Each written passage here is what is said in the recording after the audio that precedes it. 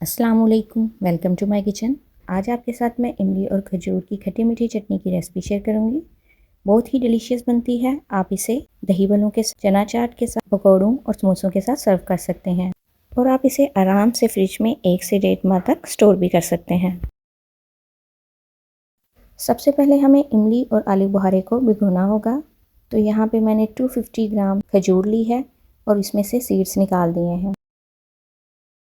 100 ग्राम के करीब इमली ली है। अब इसमें हम तेज़ गर्म पानी डालेंगे और इसे आधे घंटे के लिए भिगो देंगे ताकि ये नरम हो जाए।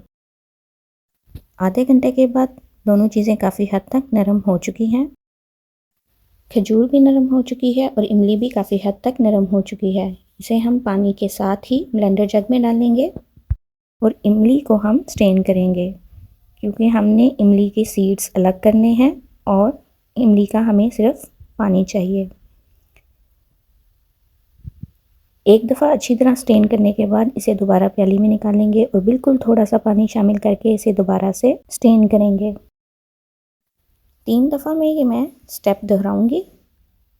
इस तरह हम इमली का पानी अलग कर लेंगे, इमली के सीड्स अलग हो जाएंगे। यहाँ पे इमली रेडी हो चुकी है। अब इसे हम खजूर वाले ब्लेंडर जग में डालेंगे और एक स्मूथ सी पेस्ट तैयार कर लेंगे। पेस्ट को किसी बर्तन में निकालेंगे और यहाँ पे मैंने जग को साफ़ करने के लिए थोड़ा सा पानी का इस्तेमाल किया था और जग साफ़ करने के लिए ताकि जग अच्छे से साफ़ हो जाए। अब इसमें हाफ़ कप के करीब शक्कर ऐड करेंगे। आप चाहें तो ये चीनी के साथ भी बना सकते हैं, लेकिन यहाँ पे मैंने शक्कर का इस्तेमाल किया है। अब इसको फ्लेवर देने के लिए कुछ मसाले ऐड करेंगे। हाफ़ टी स्पून सुरख मिर्च, हाफ़ टी स्पून दादर मिर्च और हाफ़ टी स्पून ही नमक शामिल किया है। आप मिर्च अपने टेस्ट के मुताबिक कम या ज़्यादा कर सकते हैं।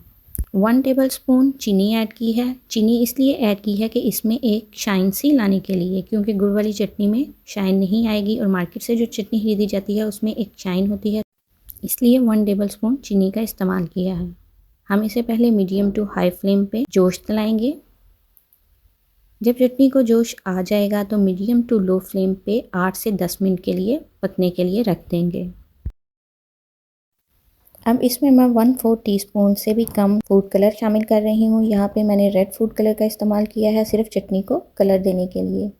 आप चाहें तो इस पॉइंट को स्किप भी कर सकते हैं। इसे अच्छे से मिक्स करेंगे और पकने के लिए रख देंगे। यहाँ पे चटनी को पकते हुए 10 मिनट हो चुके हैं और ये गाढ़ी हो चुकी है। आंच बंद कर देंगे और ठंडा होने के लिए रख देंगे। यहाँ पे ये ठंडी हो चुकी है। ये देखें, ये बिल्कुल जैम की तरह गाढ़ी हो चुकी है। अभी इसको मैंने फ्रिज में नहीं रखा। फ्रिज में रखने के बाद ये मज़ीद सेट हो जाएगी। आप इसे ग्लास जार में ही स्टोर करें। जैसे कि मैंने आपको पहले बताया है कि आप 1 से 1.5 माह तक इसे आराम से फ्रिज में रख सकते हैं। दही बड़ों और चना चाट के साथ सर्व करें। मार्केट से भी ज़्यादा अच्छा टेस्ट आपको मिलेगा। अगर आपको मेरी आज की वीडियो अच्छी लगी हो तो लाइक करें, फ्रेंड और फैमिली के साथ शेयर करें और अगर मेरे चैनल पर नए हैं तो चैनल को सब्सक्राइब करें।